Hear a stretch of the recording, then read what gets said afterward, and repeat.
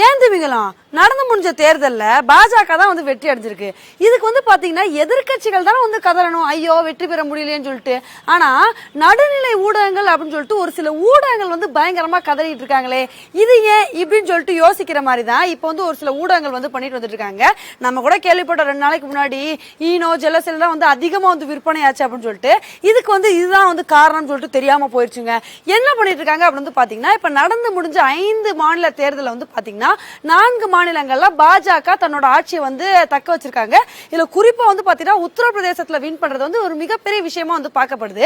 ஆனா இந்த மிகப்பெரிய விஷயத்தை வந்து ஊடகங்கள் எப்படி கிளப்பி விடுறாங்கன்னு பாத்தீங்கன்னா, இது வந்து இந்தியாவுக்கே ஆபத்து, இந்த வெற்றியை வந்து வெற்றியா நம்ம பார்க்க கூடாது, இது வந்து பாத்தீங்கன்னா நம்ம நாட்டுக்கே ஆபத்துப்பா, ஏன்னா வந்து பாத்தீங்கன்னா இது ஒரு இந்துத்துவ அரசியல் மாதிரி இருக்கு, ஒரு குறிப்பிட்ட மதத்தினர் வந்து அப்படியே இவங்களை வந்து தூக்கி விடுற மாதிரி வந்து இருக்கு, இது வந்து ஒரு மிகப்பெரிய ஆபத்து அப்படின்ற மாதிரி அப்படியே வந்து உருட்டி விட்டுட்டு இருக்காங்க.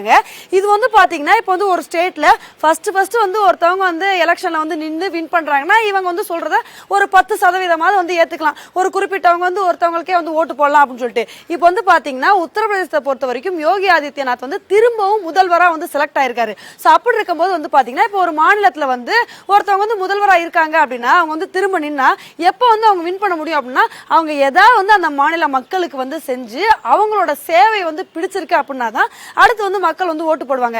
ஏன்னா இவங்க உருட்டல்கள் எல்லாம் வந்து நம்புறதுக்கு வந்து மக்கள் வந்து முட்டாள் கிடையாது.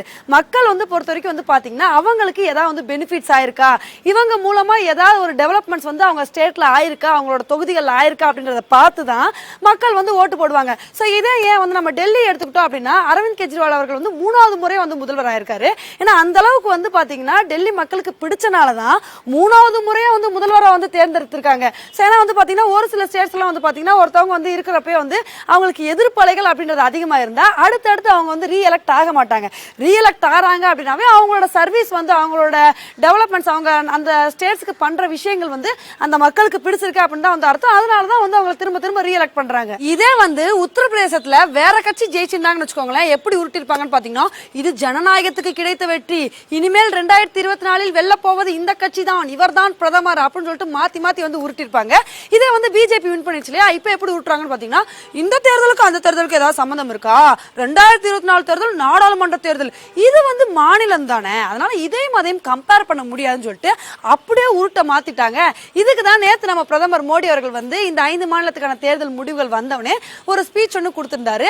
அதுல அவர் என்ன சொல்லியிருந்தாருன்னு பாத்தீங்கன்னா, இந்த மாதிரி பொய் பிரச்சாரங்களுக்கெல்லாம் இந்த தேர்தல் முடிவுகள் வந்து முற்றுப்புள்ளி வச்சிருச்சுங்க.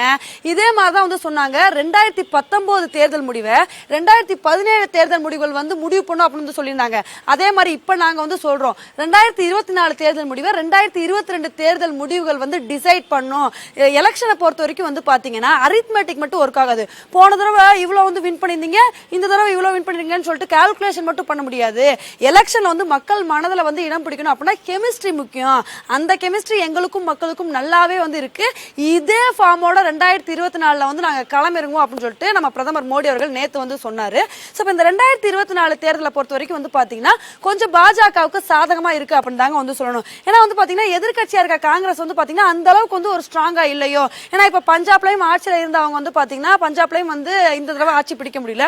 சோ இந்த மாதிரி இன்னும் கொஞ்சம் ஸ்ட்ராங்கான எதிர்கட்சியா இருந்தா வேணா அடுத்து வந்து எதிர்கட்சிக்கு வாய்ப்பு இருக்கும். இல்லைன்னா வந்து பாஜகவுக்கு தான் வந்து கொஞ்சம் சாதகங்கள் இருக்கு அப்படின்ற மாதிரி சில எக்ஸ்பர்ட்ஸ் வந்து சொல்றாங்க. ஓகே ஃப்ரெண்ட்ஸ், இந்த ஒரு விஷயத்தை பத்தி நீங்க என்ன நினைக்கிறீங்க அப்படின்றத என்னோட கமெண்ட் செக்ஷன் வந்து போடுங்க. இதே மாதிரி இன்னொரு வீடியோல உங்களை வந்து மீட் பண்றேன். Bye friends.